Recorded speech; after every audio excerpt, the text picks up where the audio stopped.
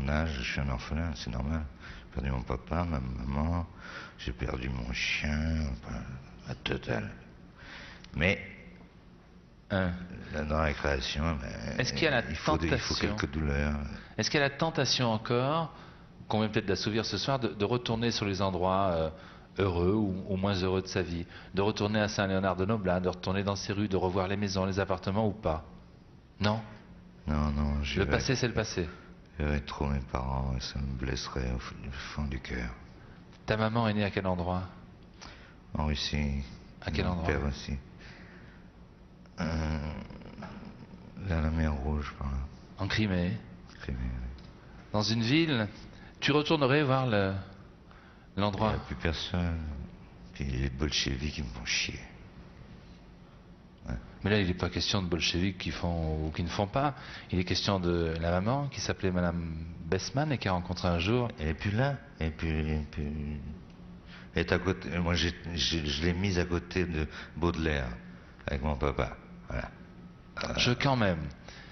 On veut quand même, avec l'équipe de Sacrée Soirée, te montrer l'endroit où ta maman est née, l'endroit où, en amoureuse avec ton papa, ils allaient se promener tous les deux, l'endroit où, au consulat, ils ont décidé un jour de quitter la Russie pour venir en France. Cette ville est une ville interdite en Union soviétique. C'est-à-dire que nous n'avons pas le droit d'aller dans cette ville. C'est une ville curieuse, pesante de solitude, de vide. Une équipe soviétique, à notre demande, est allée filmer la maison où ta maman a rencontré ton papa. Ah, j'ai jamais vu ça. Tu vas me trouver le cul, là. Putain. Non, c'est pas marrant. Nous sommes à Féodosia. C'est terrible, ça. Oui, c'est ça. Féodosia, en Crimée. Théodosie, en français. Regarde bien. Putain. Regarde bien. La ville, c'est celle-là. C'est la ville interdite. C'est la ville interdite. Dans cette ville interdite, nous approchons du square où ta maman se promenait avec un jeune homme qui était ton papa. Ici, le consulat de France. Ici, la rue où ils ont habité, rue Sainte-Catherine, qui est devenue depuis la rue Lénine. Et tu vas voir la maison de maman. La voilà, regarde. C'est la maison de maman. Voilà tes parents. Ah, ils sont beaux, papa, maman. Et la maison où ils ont habité. Et la maison qu'un jour, ils ont décidé de quitter pour venir à Paris et pour donner naissance à Serge et à ses sœurs. Voilà un petit souvenir qu'aussi, ce soir, nous souhaitions t'offrir.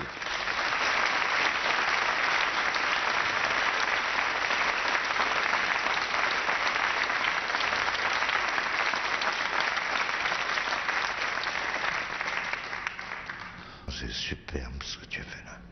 C'est magnifique. On parle de l'itinéraire de Serge Gainsbourg. On peut parler de ton itinéraire. On peut peut-être dire, pour parler d'un film qui a eu du succès, que c'est l'itinéraire d'un enfant pas gâté au départ. C'est vrai. Ça n'a pas été un itinéraire très très simple. Pourtant entouré d'une cellule familiale forte, avec les parents, avec la sœur. Avec les sœurs, bien entendu. Et moi, ce que je propose, ce que nous voulions offrir ce soir à Serge Gainsbourg, tout simplement sur un petit écran de télévision, c'est l'itinéraire. Alors on part, c'est en deux parties. Voici la première partie, regarde bien les images de l'itinéraire de Serge Gainsbourg. Serge est né à Paris, il y a quelques années de cela, ici, rue de la Chine. Le voilà, avec la frangine. Moi, je suis mignon, je suis à gauche là. Je suis Mimi, je faisais pipi. C'est la rue où il faisait, et puis ça y avait longtemps. Rue Chaptal, regarde, tu vivais là, rue Chaptal, au 3e étage. On est allé dans la maison. Tu montais ces escaliers souvent, avec tes sœurs, avec tes parents, et puis... Regardez s'il est Mimi. Oh, il est Mimi, le petit garçon. Ah, c'est moi. Oui. Mais il ressemble à Lulu. Et puis un beau jour, tu es parti pour Limoges, rue des Combes. Les parents habitaient là, au 13 de la rue des Combes. Tu es allé à l'école, dans un collège que voilà, à Saint-Léonard-de-Noblat. C'est la ville de Poupou, c'est la ville de Poulidor. Regarde le collège. La guerre n'est pas loin. L'annexe lycée et collège de Saint-Léonard-de-Noblat. Oh la vache, putain. Et puis, le voilà. Là, je suis Mimi, là. Là, j'ai tout compris au monde. T'as vu? Regarde l'amphi où tu apprenais. Oh la vache. Et la forêt où tu t'es caché pendant la guerre. Pendant 3 jours, cette forêt.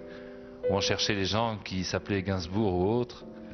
Après la guerre, dans le 16e, tu allais applaudir ton papa qui jouait du piano. Tu te souviens de l'endroit? Le voilà, papa. C'était chez Madame Arthur. Arrête. Ici, sur cette scène. C'est éprouvant, ça. Et plus de ce monde. Puis de temps en temps, tu prenais la place de papa au piano, chez Madame Arthur. Lucien vit une petite enfance plutôt heureuse à Paris. À l'école, tout va bien, comme le dit son bulletin de notes. C'est un enfant timide, docile, bref, sans histoire. Mais cela ne va pas durer. En juin 1940, la famille Gainsbourg voit défiler les troupes nazies dans les rues de Paris. Les premières lois antisémites voient le jour, et bien sûr la vie change pour Lucien et ses parents. Bah, qu'est-ce qui se passe, c'est qu'ils sont juifs, et donc le papa va chercher des étoiles.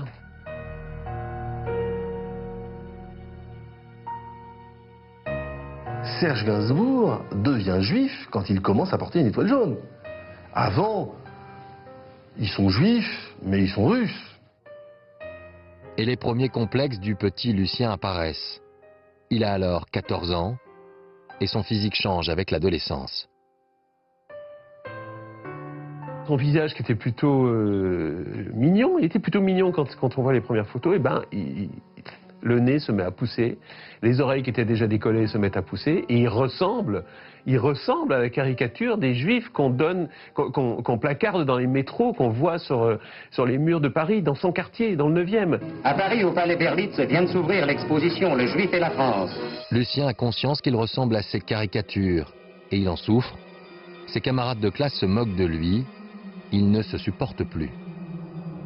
Le complexe de laideur, entre guillemets, dont Gainsbourg a toujours parlé dans sa vie, devait avoir des racines beaucoup plus profondes qui étaient liées à la trouille, à la peur panique qu'il a eue pendant ces années-là, parce que non seulement son physique ne lui plaisait pas, mais en plus de ça, son physique pouvait l'emmener dans les camps.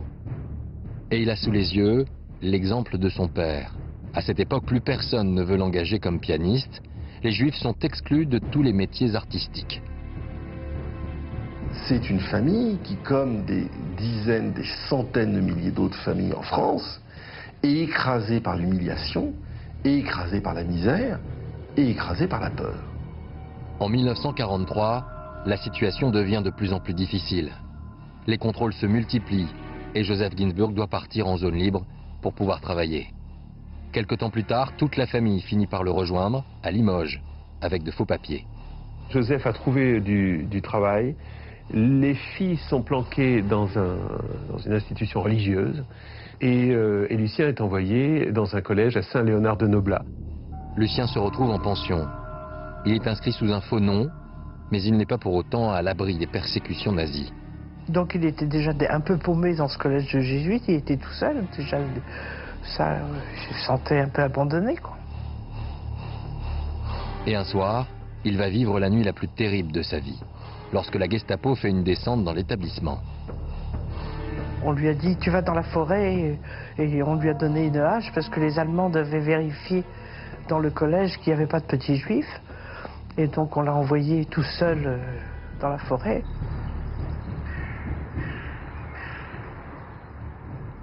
Et il y a eu un énorme orage, mais lui, il a cru que c'était les chars qui arrivaient et qu'on allait le prendre et le tuer.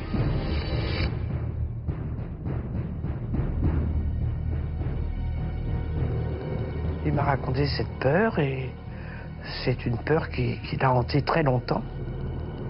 Ce soir-là, les Allemands ne le trouveront pas. Mais après cette nuit, Lucien vivra toujours avec le sentiment d'être un rescapé. Lucien et ses parents parviendront à échapper à la traque des nazis.